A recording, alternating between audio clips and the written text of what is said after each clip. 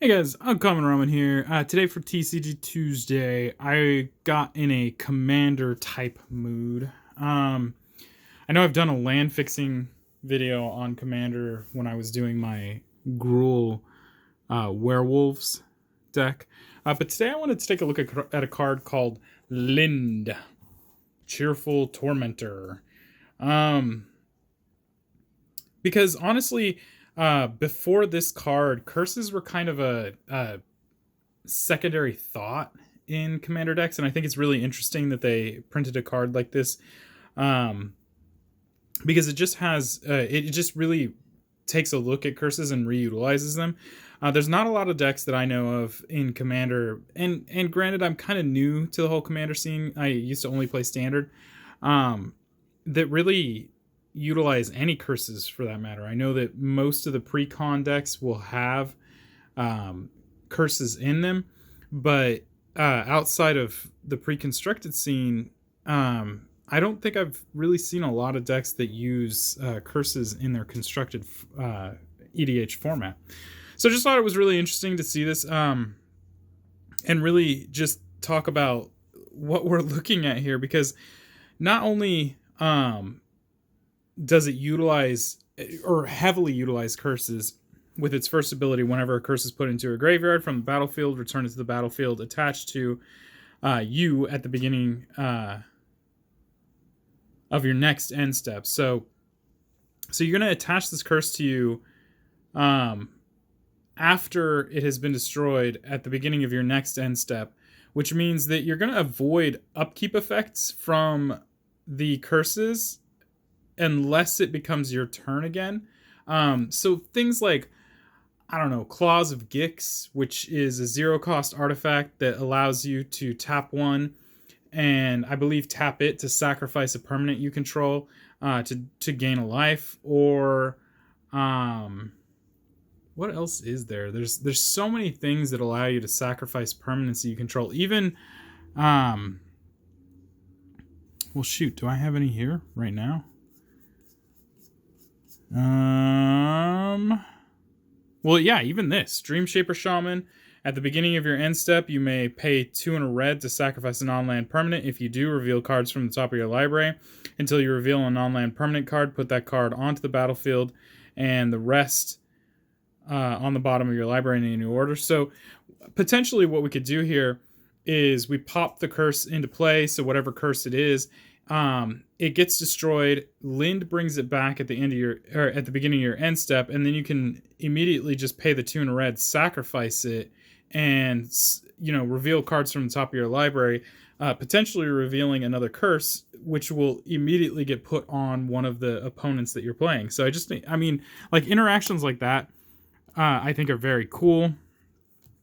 We have God Eternal Bantu. So if for whatever reason there is a mass removal of enchantments, which it's not impossible. There's tons of cards that do that. Hush, I think Winds of Wrath, I believe, targets enchantments specifically, or it might just actually avoid enchantments specifically. I'm not 100% sure. I think it targets enchantments specifically, that just mass remove in the enchantments from the field completely.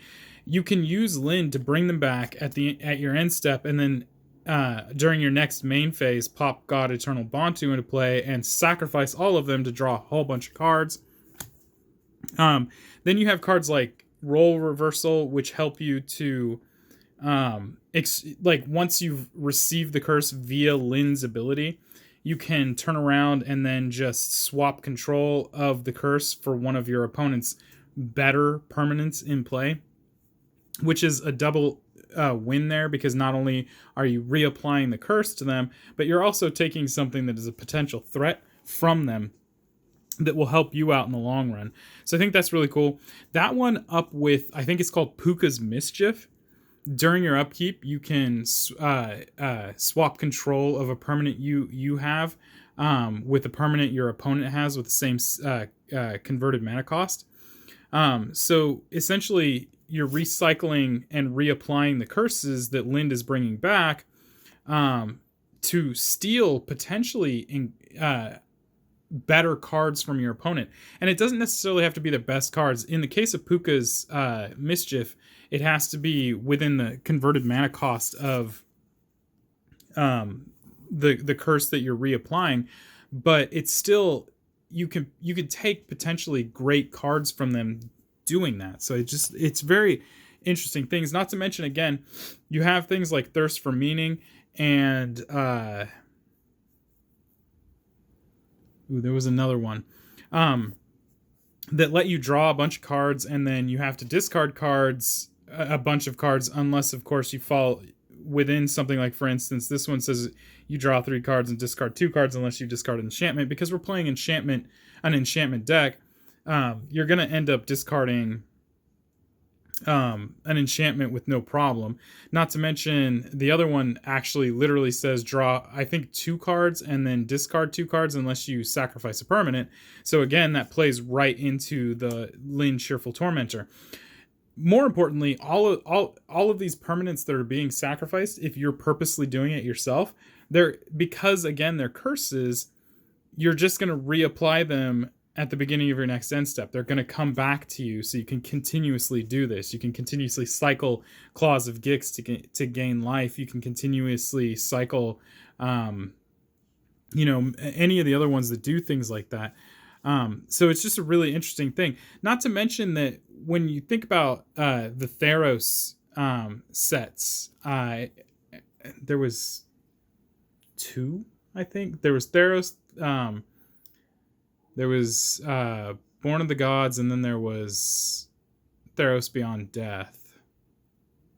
I don't think there were any more. But that, needless to say, the point of that is that they had a bunch of enchantment creatures in there that had Constellation, and Constellation specifically says that whenever an enchantment or the particular card comes into play, it does some effect. And in the case of like the red Oreads, when an enchantment comes into play, it deals 1 damage to target creature or player.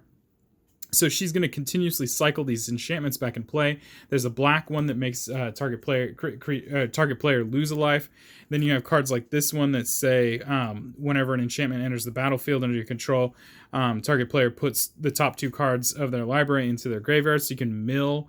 And these are actually really highly synergetic synergetic. Is synergetic a word? They highly synergize with cards with the curse cards, because there's several curse cards that also mill cards. But on top of that, you can run cards like, because again, she is blue, black, red, so the cards that you can have in your deck are blue, black, red. So you can run cards like Megrim, which is also an enchantment. So it'll trigger any of your Constellation permanents and counts as an enchantment for anything that requires that check. But on top of that, whenever your opponent discards a card, I believe they lose 2 life. It might be 1 life, but I'm not 100% sure. It's between 1 and 2 life, which is also really incredible with this deck, because when we're talking about curses, there are a lot of curses in here that force your opponent to discard cards. I couldn't possibly go through all of these right now, but there are a lot of curses in here that force your opponent to discard cards. So while you're forcing them to discard cards, and then also on top of that, there are curses like this one that will this one that will just straight up cause damage. Maddening Hex, the same thing. You're really forcing your opponent to do a whole bunch of things that they wouldn't normally do under any normal circumstances.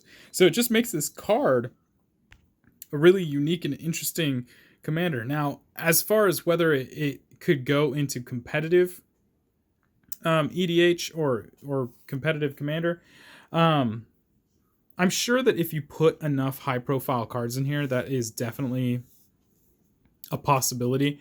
But I see this as more of a little fun, political deck. You can run things like Blim, the comedic genius, and run things like Captive Audience, Xantia, Sleeper Agent, or Rainbow Veil, and really capitalize on the number of permanents that you own but don't particularly control, And again, Blim also has an ability that says that when he deals combat damage to a player, you can take a permanent that you control and give it to one of your opponents. So when we're bringing curses back with Lynde, you can use Blim to forcefully reapply those curses to your opponents.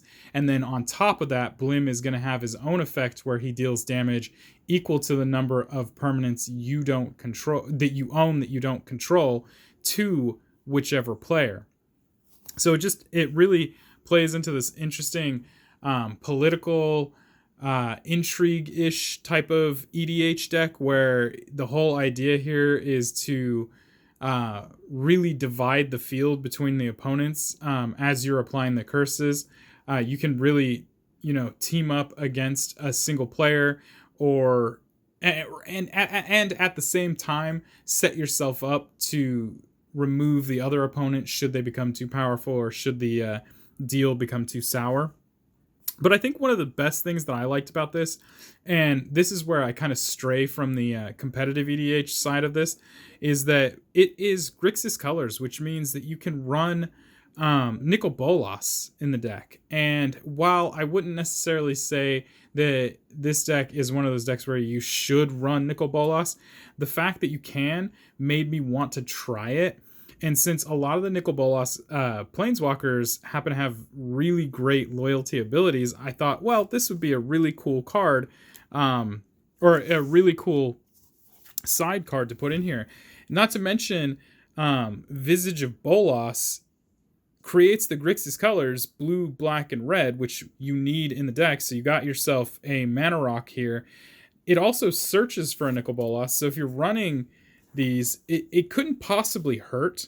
Granted, again, I've not actually run these cards in. I actually haven't even tested the deck, but to me it was an interesting thing, because you have things like Dragon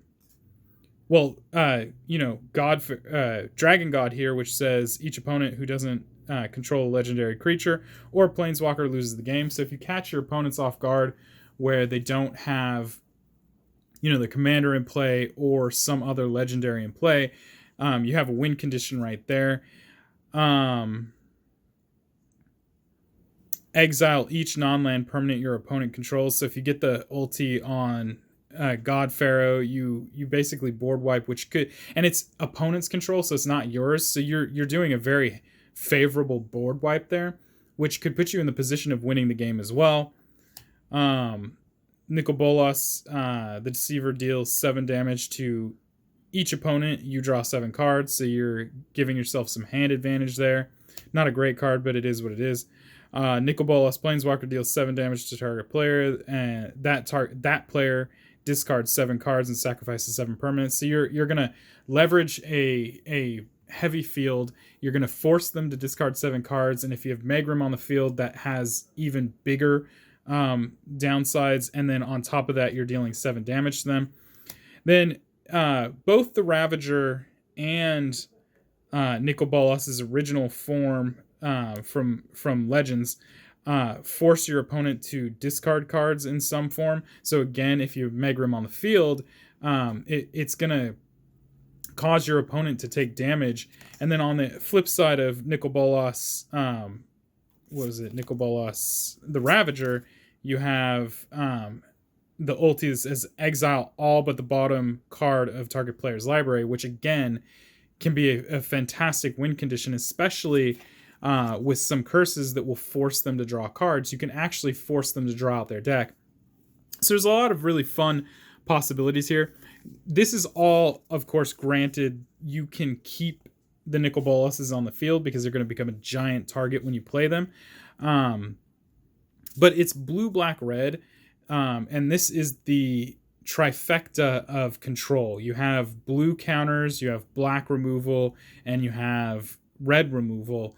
On top of the nickel and diming that you're going to be doing with your curses. So, again, it may not be the best choice to put these Nicol Bolases in, but it's just an interesting idea on top of the recursion from Lynde and the amount of customizability that Lynde gives you because of the number of cards out there that allow you to sacrifice enchantments or permanents that you own to get some incredible effect from them.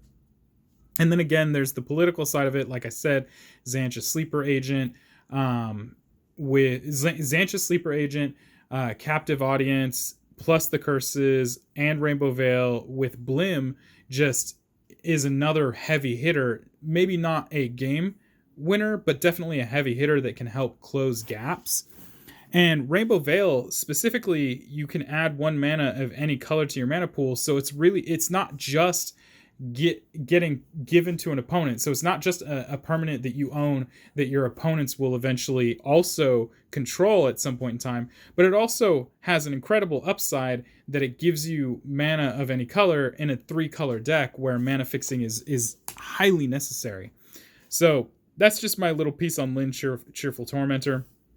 I think she's an interesting commander. I don't know if I would see her in competitive. I guess there's a huge possibility. Like I said, Grixis has the trifecta of incredible control. But it's definitely a fun card to have. And the idea of actually seeing the curses being used, especially in a meaningful way, is just a really cool thing.